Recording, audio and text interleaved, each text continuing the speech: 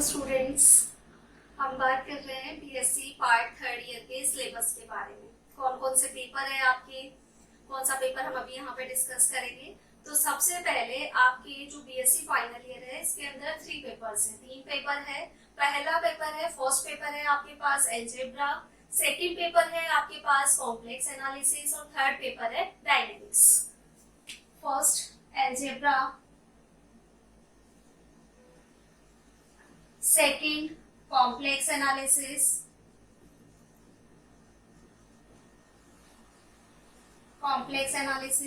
और third paper है आपका डायनेमिक्स। ठीक है, वही 40 मार्क्स के आपके पास पेपर है और 30 मार्क्स का आपका प्रैक्टिकल है। सबसे पहले हम जो बात करेंगे वो बात करेंगे paper number second complex analysis के बारे में। आपको कॉम्प्लेक्स एनालिसिस के बारे में बात करने के लिए सबसे पहले तो हम सोचेंगे कि क्यों जरूरत पड़ी हमें कॉम्प्लेक्स एनालिसिस की, क्या क्यों हम इसे पढ़ रहे हैं, क्या इसका सिलेबस है। तो आइए हम डिस्कस करते हैं इसके सिलेबस के बारे में।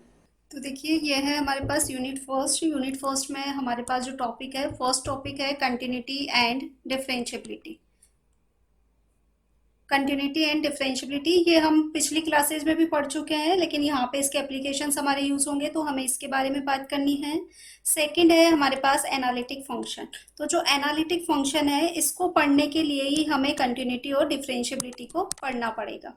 तो कंटिन्यूटी एनालिटिक फंक्शन है। थर्ड जो हमारे पास है वो है कोशी रीमान इक्वेशन, इसे हम कहते हैं सीआर इक्वेशंस। सीआर इक्वेशंस है, ये कार्टेशियन फॉर्म मतलब एक्स वाई फॉर्म के अंदर भी है हमारे पास, और पोलर फॉर्म मीनिंग आर और थीटा की फॉर्म के अंदर भी ये इक्वेशंस हमारे पास हैं। उसके बाद हम पढ़ेंगे हार्मोनिक फंक्शन। हार्मोनिक फंक्शन प्रंसवादी फलन होता है, जैसे आप जो लाप्लास इक्वेशंस वगैरह फिजिक्स में पढ़ते थे उससे रिलेटेड ही है हार्मोनिक फंक्शन। फिर उसके बाद है हमारे पास topic construction of an analytic function. अब हम बात करते हैं कॉम्प्लेक्स नंबर क्या होते हैं, किस तरीके से हम इसको रिप्रेजेंट कर सकते हैं। तो देखिए, z is equal to x plus iota y. इस तरीके से कॉम्प्लेक्स नंबर को रिप्रेजेंट किया जाता है, जहां पे x होता है आपका रियल पार्ट और जो आयोटा के साथ वाली संख्या है y वो होता है इमेजिनरी पार्ट। एग्जाम्पल जैसे z is equal to 2 plus 3 iota. 2 यहाँ पे रियल है और 3 यहाँ पे इमेजिनरी। कॉम्प्लेक्स नंबर का जो रिप्रेजेंटेशन होता है वो हम ऑर्डर पेयर की फॉर्म में भी करते हैं, जैसे इसको हम 2 3 लिख सकते हैं। ये है हमारे पास एक्स वाई। तो कहीं भी कॉम्प्लेक्स में आपको ऑर्डर पेयर की फॉर्म में कुछ लिखा हुआ हो तो उसका मीनिंग यही है कि जो सेकंड वाला पार्ट है इसके साथ हम आयोटा ऐड करके लिख देंगे। अब क्यों जरूरत पड़ी कॉम्प्लेक्स एनालिसिस की, हम उसके बारे में बात करते हैं। तो देखिए,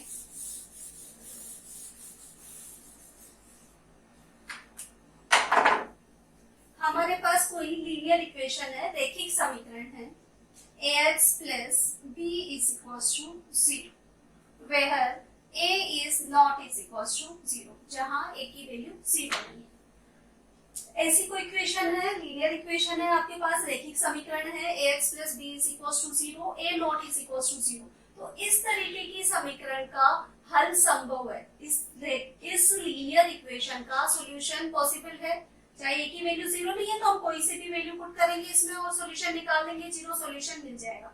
लेकिन अगर हमारे पास कोई धन घात का बहुपद हो, जैसे कि ax square plus b, ax square plus b है, इस वाले पॉलिनोमियल का हमें सॉल्यूशन निकालना है। सॉल्यूशन मींस हमें कुछ ऐसी वैल्यू चाहिए इक्वल्स टू 0 मिल जाए, जैसे हमने लिया x स्क्वायर प्लस 1।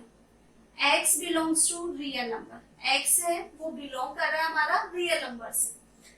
अब x रियल नंबर से बिलोंग कर रहा है तो x यहाँ पे क्या है वैल्यू हमारे पास x स्क्वायर है, तो ये क्या होगा, ग्रेटर देन 0 होगा।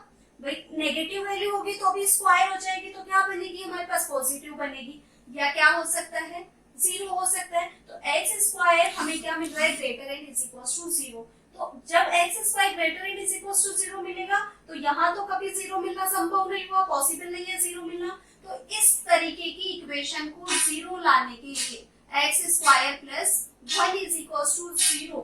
इस इक्वेशन को सॉल्व करने के लिए हमें किसकी जरूरत पड़ गई? कॉम्प्लेक्स नंबर की।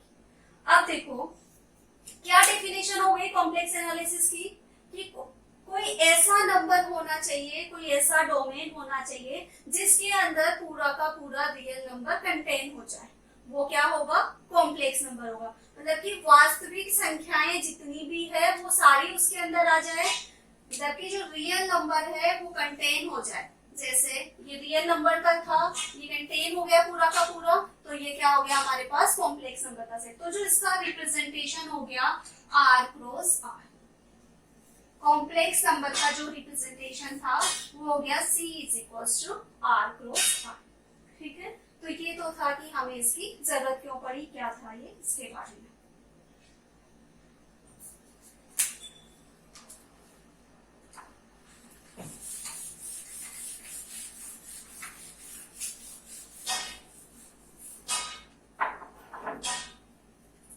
अब देखिए आगे इसमें इसकी कुछ प्रॉपर्टीज है।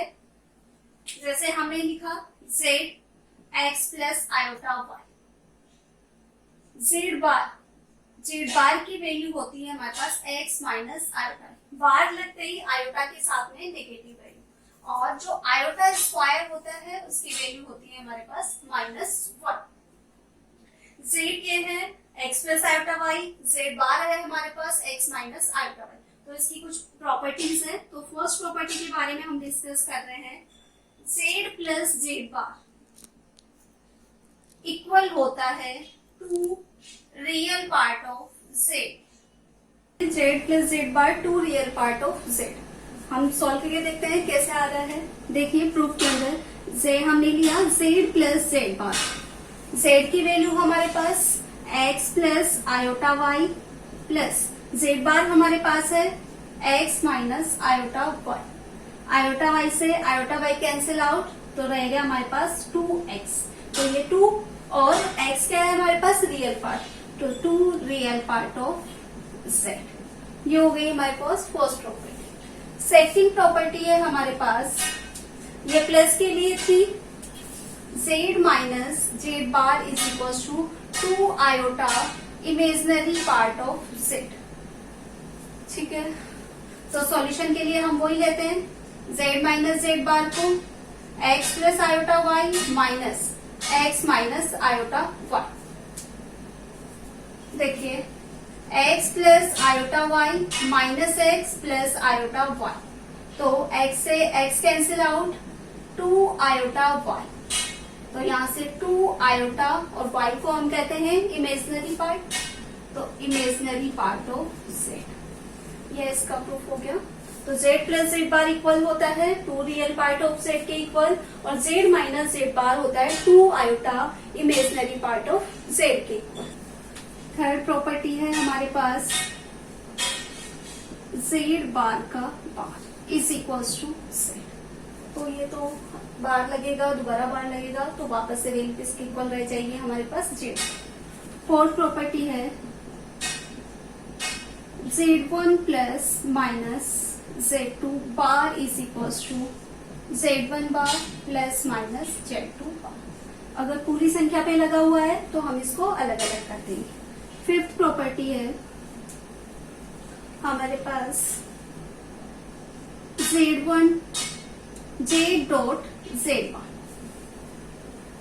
डॉट लगा हुआ है यहाँ पे, z डॉट z बार है। इसका मीनिंग होता है रियल पार्ट ऑफ z का square plus imaginary part of z का स्क्वायर। अब देखिए कैसे, z हमारे पास है, LHS लिया हमने,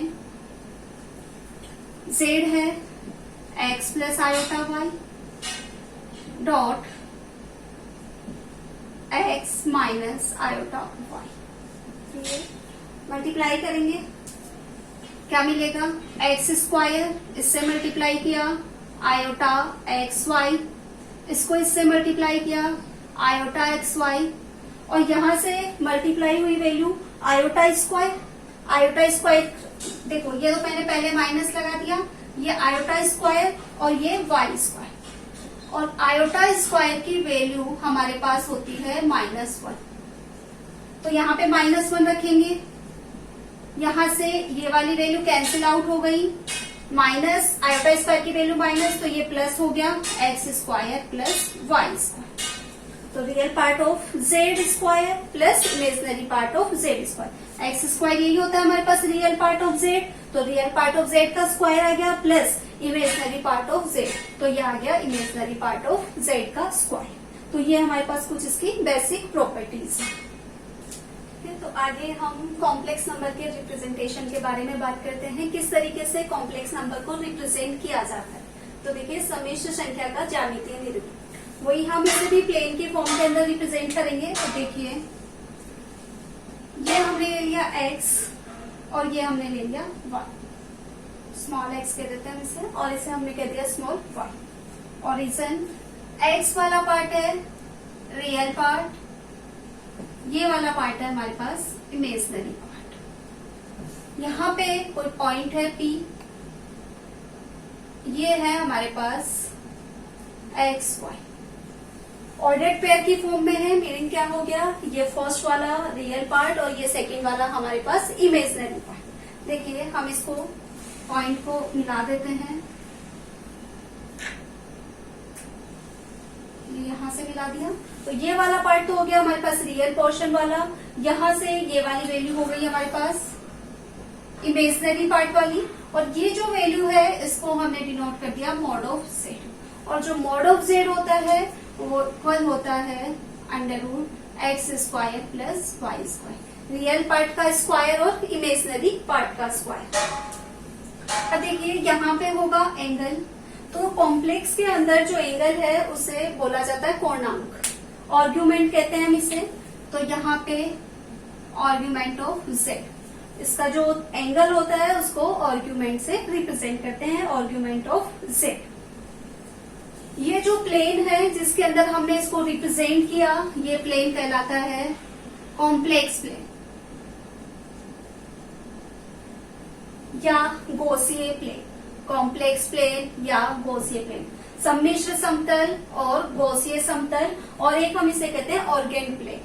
तो ये होता है इसका ज्योमेट्रिकल इंटरप्रिटेशन, ज्योमेट्रिकल रिप्रेजेंटेशन। तो देखिए ये तो हो गया हमारे पास रिप्रेजेंटेशन। इससे आगे हम बात करेंगे, हमारा जो मेन टॉपिक है हम उस पर आएंगे एनालिटिक फंक्शन। एनालिटिक फंक्शन है उसके लिए हमें पहले डिस्कस करना पड़ेगा कंटिन्यूटी और डिफरेंशियबिलिटी के बारे में। तो अगली क्लास में हम सबसे पहले कंटिन्यूटी और डिफरेंशियबिलिटी के बारे में डिस्कस करेंगे, उसके बाद आएंगे एनालिटिक फंक्शन।